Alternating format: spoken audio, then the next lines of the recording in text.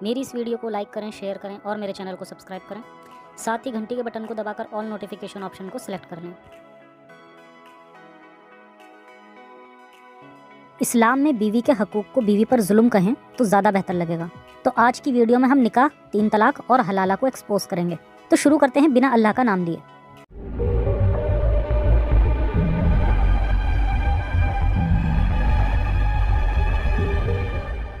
इस्लाम के कुछ ऐसे नियम जो कि इलॉजिकल के साथ साथ इंसानियत के भी खिलाफ हैं, और वो अमल जिससे इंसानियत बेशर्मा जाए। मगर मुस्लिम्स इन्हीं उसूलों पर अमल करते हैं ये समझ के कि ये तो अल्लाह का हुक्म है, और ऐसे जाहिलियत भरे अमल जिन्हें मुस्लिम औरतें 1400 सालों से भुगत रही हैं, और मुल्ले मौलवी इन्हीं नियमों को अल्लाह का हुक्म बताकर खूब अय्याशी भी कर रहे हैं।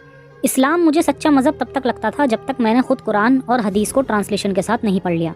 ये मजहब गैर फितराती होने के साथ साथ इतने गंदे उसूलों पर अमल करने की इजाजत देता है जिससे ये किसी खुदा तो दूर की बात बल्कि किसी अच्छे इंसान का भी कलाम नहीं लगता। निकाह और तलाक जैसे सेंसिटिव मामलों में भी मुस्लिम औरतों को सिवाय मर्दों की जिनसी ख्वाहिशात बुझाने की किसी चीज से ज्यादा कुछ नहीं समझा जाता है।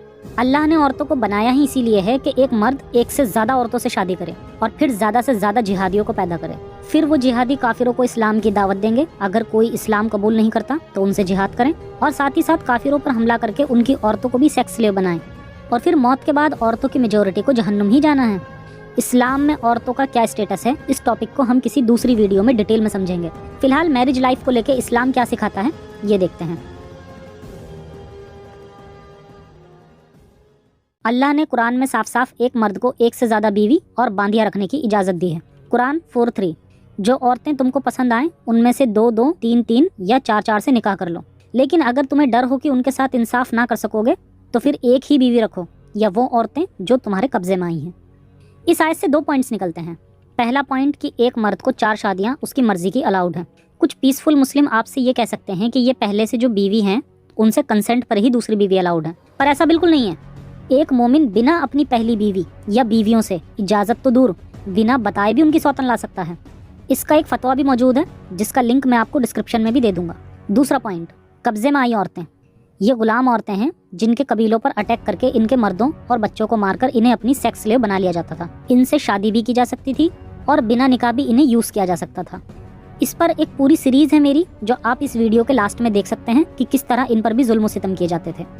तो यहाँ हमारे अल्लाह मियाँ ने मर्दों को 4 निकाह और अनगिनत गुलाम रखने की इजाजत दे दी है, और मरने के बाद यही आदमी जन्नत में 72 हूरों का लुत्फ भी उठाएंगे। मगर औरतों को ना तो जन्नत में कुछ मिलेगा और ना ही दुनिया में। खुदा का कलाम दुनिया में हर इंसान के लिए होना चाहिए, और जहाँ इंसानी फितरत दिखे वहाँ आपको समझ लेना चाहिए कि ये खुदा का कलाम नहीं है। ऐसा ही कुछ इस्लाम में भी दिखता है। जो रूल्स मोमिनों से आज भी फॉलो करने की आशा की जाती है वो सारे के सारे रूल्स खुद हमारे प्यारे नबी मोहम्मद साहब ने भी तोड़े हैं।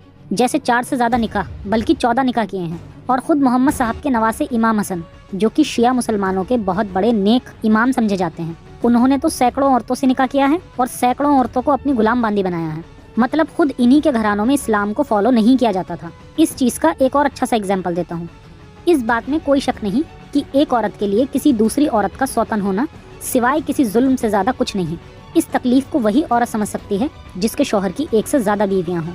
जैसे खुद रसूल की वाइफ आयशा को तकलीफ होती थी। खुद रसूल अल्लाह को भी ये बात अच्छे से पता थी, इसीलिए उन्होंने ये जुल्म सिर्फ दूसरी औरतों के साथ करा और करने का हुक्म दिया। मगर ये अमल जब खुद उनकी बेटी पर करने की बात आती तो मोहम्मद साहब ने मना कर दिया।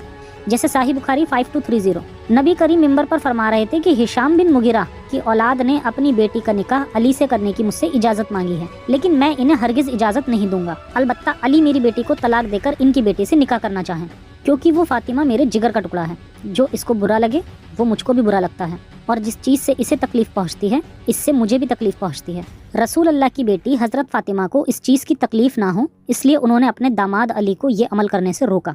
मगर तमाम उम्मत की औरतों की फिक्र मोहम्मद साहब को नहीं थी। इसके अलावा निकाह के दौरान मर्द एक औरत को महर देता है, यानी शादी से पहले दी गई कुछ रकम। इसका इस्तेमाल औरत अपनी मर्जी से कर सकती है। ये चीज कुछ और नहीं बल्कि मर्द की तरफ से खर्च की गई वो रकम है जिसके बाद मर्द औरत के जिस्म का मालिक बन जाता है। कुरान और हदीस को पढ़ने के बाद ये बात साफ हो जाती है। कुरान 4:24, फिर मियाँ बीवी की हैसियत से जिंदगी का जो लुत्फ तुम उनसे उसके बदले उनके महर फर्ज समझते हुए अदा करो। तो ये रकम देने के बाद मर्द जिंदगी भर औरत का मालिक बन जाता है, जैसे कि ये आयत कहती है। कुरान 4:34, मर्द औरतों पर हाकिम है। इस बुनियाद पर अल्लाह ने उनमें से एक को दूसरे पर फजीलत दी है, और इस बुनियाद पर कि मर्द अपना माल खर्च करते हैं। यहाँ एक और इंसानियत को शर्मसार करने वाली आयत जिसमें औरत मर्द की खेती यानी ज़रूरत पूरी करने की चीज़ है, वो जब चाहे अपनी ज़रूरत पूरी करें।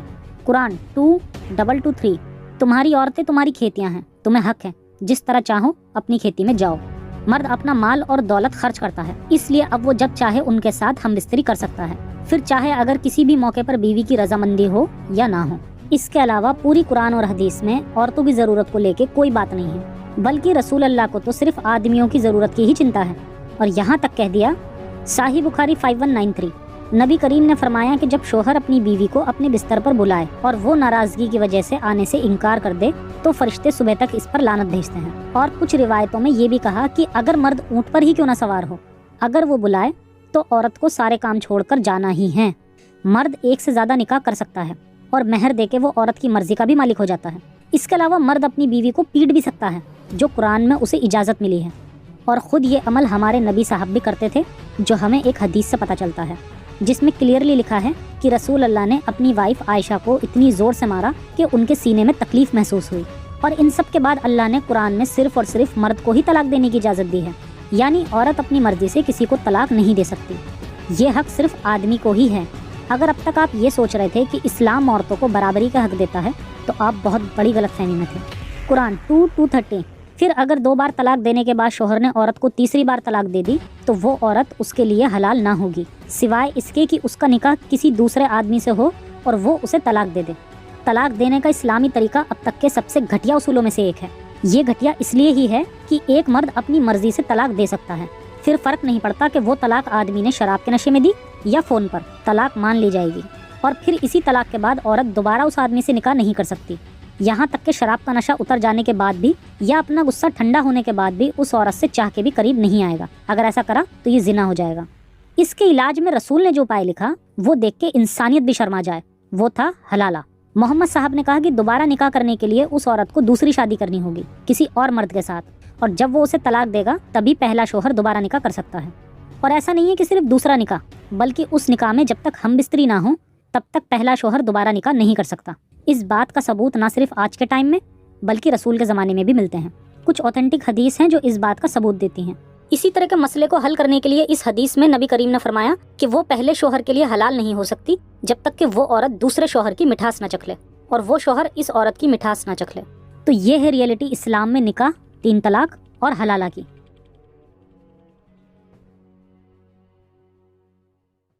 इन सब बातों को ध्यान से देखा जाए तो पता चलता है कि इस्लाम में बीवी को बराबर तो दूर एक इंसान होने का दर्जा भी नहीं दिया गया है।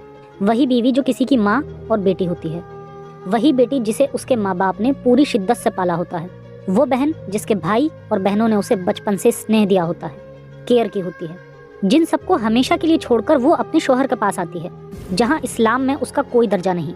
उससे बिना पूछे या बताए उसका शोहर जब चाहे उसके सर पर 3 सौतन बैठा सकता है, जब चाहे उसे बिना उसकी मर्जी के यूज़ कर सकता है, जब चाहे उसे नाफरमानी का इल्ज़ाम लगाकर पीट सकता है, और फिर जब चाहे उसे तलाक भी दे सकता है।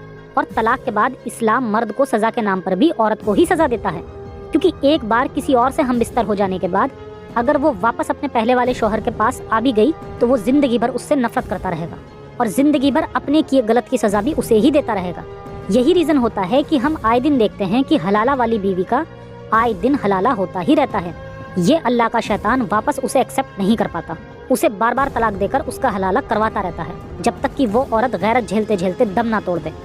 तो मेरे भाइयों, इस्लाम खुदा का नहीं बल्कि एक शैतान का कलाम लगता है।